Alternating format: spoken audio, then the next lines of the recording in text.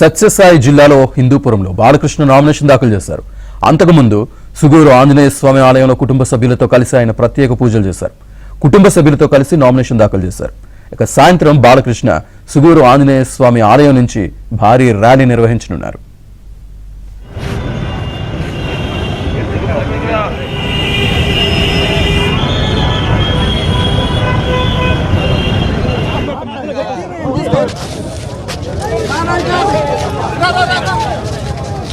కూడా నాన్నగారిని ఆదర్శంగా తీసుకుని నేను ముందుకెళ్ళటం, ఆయనకే వాళ్ళు అభిమానులు కూడా కార్యకర్తలు అయితే అందరూ కూడా చేయడం జరిగింది.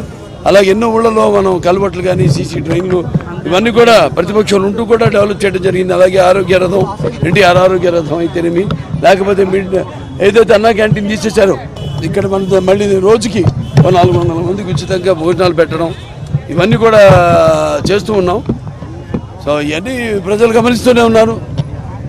ఇక్కడ ముఖ్యంగా రాష్ట్రం కూడా చూస్తే మనం ఎంతో 15 ఏళ్ళు 20 ఏళ్ళు వెనక్కి పడిపోయింది మన రాష్ట్రం.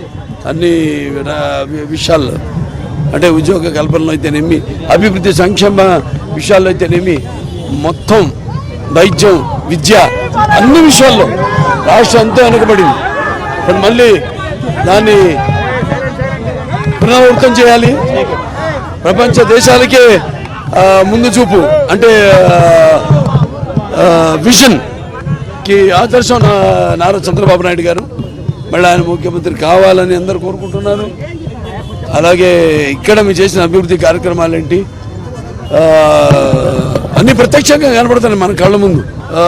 తప్పకుండా ఇంకా బాగా రెట్టింపు, ఎందుకంటే రాష్ట్రం బాగా వెనకబడిపోయింది 15 సంవత్సరాలు. సో దాని యుద్ధ ప్రాతిపదికత మీద వాళ్ళ మనం రాష్ట్రాన్ని అభివృద్ధి చేయవలసిన అవసరం ఉంది. అలాగే ఇక కూటమి, అటు జనసేన అయితేనేమి, బీజేపీ అయితేనేమి, ఈ కూటమి ఒక నిప్పుల ఒక అగ్నిపర్వత విస్ఫోటన, అలాగే ఒక పాశుపతాస్త్రం. ఈ శక్తిని తట్టుకునే శక్తి ఎవరికి లేదు లేదు లేదు. తప్పకుండా ఇంకా అవకాశం ఇస్తే బ్రహ్మాండంగా ఈ హిందూ నియోజకవర్గాన్ని మొత్తం ఇంకా బాగా అభివృద్ధి చేస్తాను అని తెలియజేసుకుంటూ నేను